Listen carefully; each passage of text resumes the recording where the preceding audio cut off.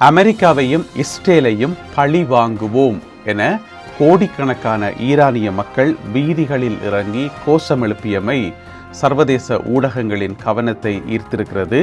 எனவே அது சம்பந்தமாக வெளிவந்திருக்கக்கூடிய தகவல்களை விரிவாக விளக்கமாக இந்த காணொளியில் பார்க்கலாம்.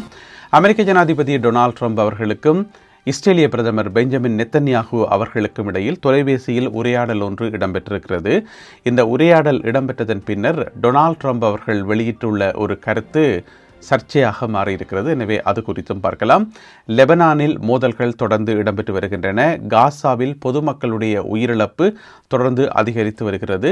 இந்த செய்திகளுடன் மேலும் பல முக்கியமான செய்திகளும் தகவல்களும் இந்த காணொலியில் காத்திருக்கின்றன. தமிழடியான் வேர்ல்டு யூடியூப் சேனலுக்கு உங்கள் அனைவரையும் வருகவென அன்புடன் வரவேற்கின்றேன். வாருங்கள் காணொலிக்குள் புகலாம். மறைந்த ஈரானினுடைய முன்னாள் supreme leader Ayatollah Ali Khamenei அவர்களுக்கான இறுதி நிகழ்வுகள் தற்பொழுது நடைபெற்று வருகின்றன. மொத்தமாக 6 நாட்கள் இந்த இறுதி நிகழ்வு இடம்பெறும். எதிர்வரும் வியாழக்கிழமை அவருடைய உடல் நல்லடக்கம் செய்யப்பட இருக்கின்றது. இதனை முன்னிட்டு ஈரானினுடைய சகல முக்கியமான நகரங்களிலும் பெருமளவிலான ஏற்பாடுகள் செய்யப்பட்டு இறுதி நிகழ்வுகள், அஞ்சலி உரைகள் போன்றவை இடம்பெற்று வருகின்றன.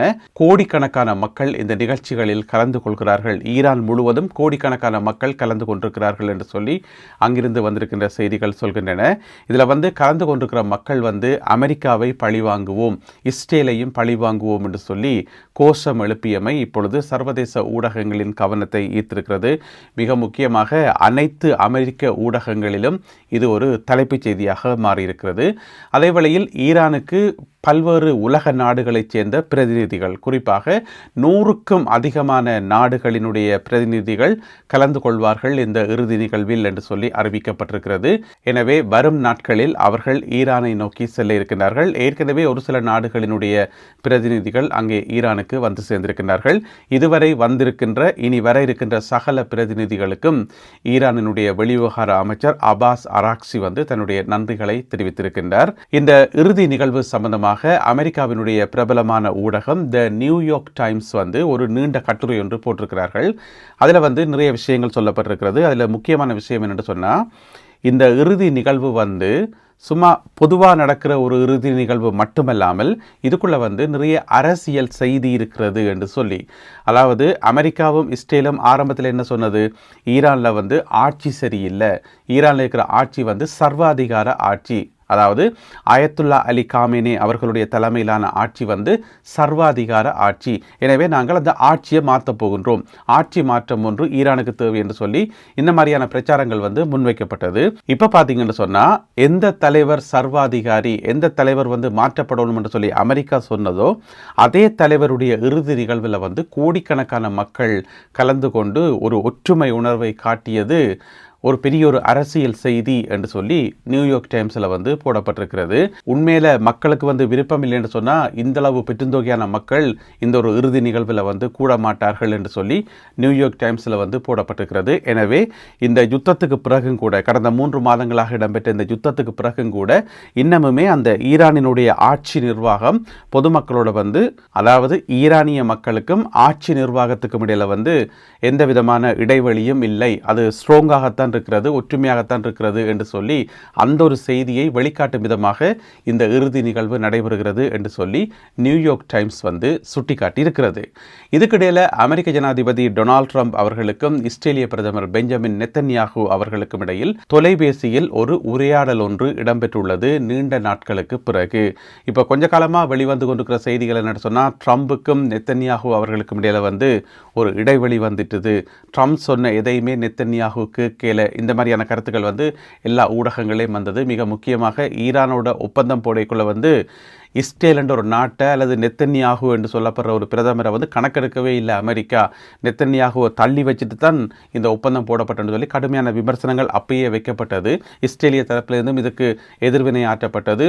இஸ்ரேல் இறமையுள்ள ஒரு தனித்துவமான நாடு, நாங்கள் தாக்குதல் நடத்துவோம் சொன்னால் தாக்குதல் நடத்துவோம், அமெரிக்கா சொல்லுதன்றதுக்காக நாங்கள் தாக்குதல் நடத்தாமல் விடமாட்டோம் என்று சொல்லி இஸ்ரேலில் எதிர்ப்பு குரல்களும் எழுந்திருந்தன. இப்படியான பின்னணியில் 2 தலைவர்களுக்கும் இடையில ஒரு இடைவெளி இருக்கு என்று சொல்லி சொல்லி பொதுவாக நம்பப்பட்ட நேரத்தில் இந்த ஒரு தொலைபேசி உரையாடல் ஒன்று நடைபெற்றிருக்கிறது. 2 பேரும் நேருக்கு நேர் சந்திப்பதில் வாஷிங்டனில் வச்சு நேருக்கு நேர் சந்திப்பதற்கு இப்பொழுது ஒப்புக்கொண்டிருக்கிறார்கள். அதாவது எப்போ இந்த சந்திப்பு நடக்கும் என்று சொன்னால், இந்த மாதம் 7ஆம் திகதியும் 8ஆம் திகதியும் டொனால்ட் ட்ரம்ப் அவர்கள் துருக்கிக்கு வாரார். துருக்கியில் மாநாடு நடக்குது. என்ன மாநாடுன்னு சொன்னால் நேட்டோ உச்சி மாநாடு நடக்குது. எனவே நேட்டோ உச்சி மாநாட்டுக்காக டொனால்ட் ட்ரம்ப் அவர்கள் 7ஆம் திகதியும் 8ஆம் திகதியும் துருக்கியில் இருப்பார். அதுக்கு பிறகு 9ஆம் திகதியோ 10ஆம் திகதியோ நெத்தன்யாகு வாஷிங்டனுக்கு செல்வார் டொனால்ட் ட்ரம்ப் அவர்களை சந்திக்க என்று சொல்லி இப்போதைக்கு தீர்மானிக்கப்பட்டிருக்கிறது. இந்த தொலைபேசி உரையாடல் நடைபெற்று முடிஞ்ச பிறகு அக்சியோஸ் ஊடகத்துக்கு ஒரு பேட்டி ஒன்று வழங்கியிருந்தார். அந்த பேட்டியில் நிறைய விஷயங்கள் சொல்லியிருந்தவர். அதில் ஒரு முக்கியமான வசனம் என்னென்னு சொன்னால், உண்மையான தலைவர் யார் என்பது நெத்தன்யாகுவுக்கு நன்கு தெரியும் என்று சொல்லி ட்ரம்ப் ஒரு வசனம் ஒன்று சொன்னார்.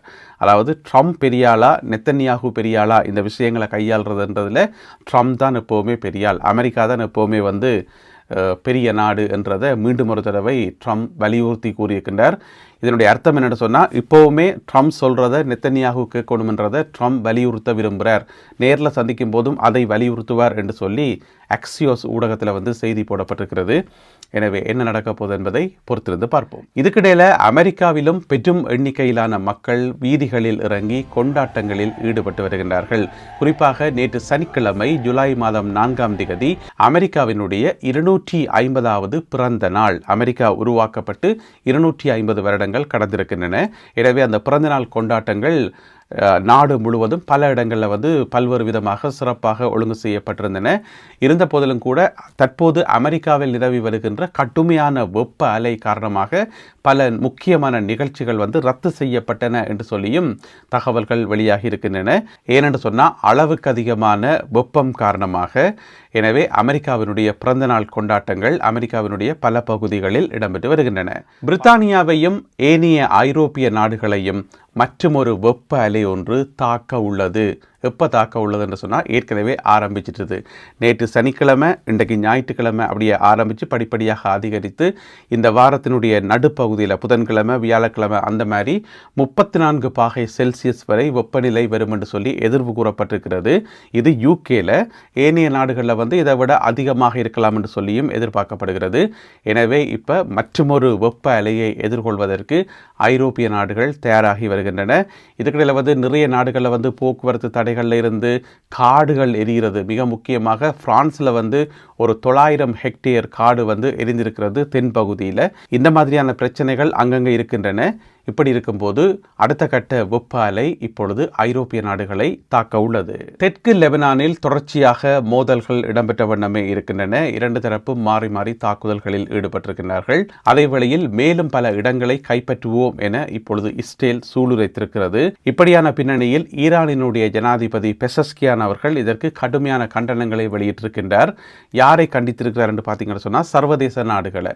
ஏன் சர்வதேச நாடுகள் அமைதியாக வேடிக்கை பார்க்கின்றார்கள், ஏன் மௌனமாக இருக்கின்றார்கள்? ஏனென்றால் அமெரிக்காவுக்கும் ஈரானுக்கும் இடையிலான அந்த அமைதி ஒப்பந்தத்தில் என்ன சொல்லப்பட்டிருக்கிறது, லெபனான்லேயும் யுத்தம் நிறுத்தணும், லெபனானில் சண்டையே இருக்கக்கூடாதுன்னு சொல்லி. அப்போ அதை ஏன் நடைமுறைப்படுத்தல? யுத்த நிறுத்தம்ன்றது சரியான முறையில் அமுல்படுத்தத்தானே விடும். ஏன் சர்வதேச நாடுகள் அமைதியாக இருக்கிறார்கள் என்று சொல்லி ஈரானிய ஜனாதிபதி பெசஸ்கியான் கேள்வி எழுப்பியிருக்கின்றார். எனவே தெற்கு லெபனானில் மோதல்கள் இடம்பெற்று வருகின்றன. அதே நேரம் காசாவிலும் மோதல்கள் இடம்பெற்ற வண்ணம் உள்ளன. காசால கடந்த 48 மணி நேரங்களில் இஸ்ரேல் நடத்திய தாக்குதலில் 16 பலஸ்தீனிய மக்கள் கொல்லப்பட்டுள்ளதாக பலஸ்தீனிய சுகாதார அமைச்சு வெளியிட்டுள்ள அறிக்கையில் சொல்லப்பட்டிருக்கிறது. இந்த உயிரிழப்புகள் பெரும்பாலும் கான் யூனிஸ் நகரத்திலே தான் இடம்பெற்றன என்று சொல்லி காசா சுகாதார அமைச்சு வெளியிட்டுள்ள அறிக்கையில் சொல்லப்பட்டுள்ளது. மறுபுறம் ரஷ்யாவும் யுக்ரைனும் முன்னெப்போதும் இல்லாத அளவுக்கு அதிகமான ட்ரோன் தாக்குதல்களில் மாறி மாறி ஈடுபட்டு வருகிறார்கள் என அறிவிக்கப்பட்டிருக்கிறது. இப்பொழுது 2 தரப்புமே புது வகையான ட்ரோன்களை பயன்படுத்துகிறார்கள் என்று சொல்லி, அதாவது புதுசாக ட்ரோன்களை உற்பத்தி செய்து அதை செக் பண்ணி பார்க்கத்தானே வேணும், ஒழுங்காக பறக்குதா, ஒழுங்காக தாக்குதல் நடத்துதா, ஒழுங்காக வெடிக்குதான்னு சொல்லி. எனவே 2 தரப்புமே விதமான ட்ரோன்களை உற்பத்தி செய்து நல்ல வடிவாக தாராளமாக பறக்க விடுவதாக சொல்லப்படுகிறது. இதில் வந்து உயிரிழப்புகளும் ஏற்பட்டிருக்கிறது, சொத்தழிவுகளும் ஏற்பட்டிருக்கிறது. குறிப்பாக பார்த்தீங்கன்னு சொன்னால் வெள்ளிக்கிழமை இரவு யுக்ரைன் வந்து கடுமையான தாக்குதல் ஒன்றை ரஷ்யா மீது நடத்தியிருக்கிறது. ரஷ்யாவினுடைய இரண்டாவது பெரிய நகரமாகிய சென்ட் பீட்டர்ஸ்பர்க், அங்கே இருக்கக்கூடிய மிகப்பெரிய ஒரு எரிபொருள் சுத்திகரிப்பு மையம், அந்த எரிபொருள் சுத்திகரிப்பு மையத்தின் மீது தாக்குதல் நடத்தப்பட்டிருக்கிறது. அப்போ யுக்ரைனிய தரப்பில் என்ன குற்றச்சாட்டு முன்வைக்கப்படுது என்று சொன்னால், அங்கே கிடைக்கிற லாபம் இருக்குத்தான், இந்த எரிபொருள் சுத்திகரிப்பு நிலையத்தில் கிடைக்கிற லாபம், அந்த லாபத்தை வச்சுக்கொண்டு தான் ரஷ்யா யுத்தத்தில் ஈடுபடுகிறது. எனவே யுத்தத்துக்கு போகிற அந்த வருமானத்தை வந்து நாங்கள் நிறுத்துகிறோம் என்று சொல்லி யுக்ரைனிய தரப்பில் அதுக்கு ஒரு விளக்கம் என்று சொல்லப்பட்டிருக்கிறது. இப்படியாக இரண்டு நாடுகளும் ரஷ்யாவும் யுக்ரைனும் வந்து மாறி மாறி மோதல்களில் ஈடுபட்டுள்ளார்கள். இந்த காணொலியில் பகிர்ந்து கொள்ளப்பட்ட செய்திகள், தகவல்கள் தொடர்பான உங்களுடைய கருத்துக்களை மறக்காமல் கீழே எழுதுங்கள். மீண்டும் சந்திப்போம் உறவுகளை. நன்றி, வணக்கம்.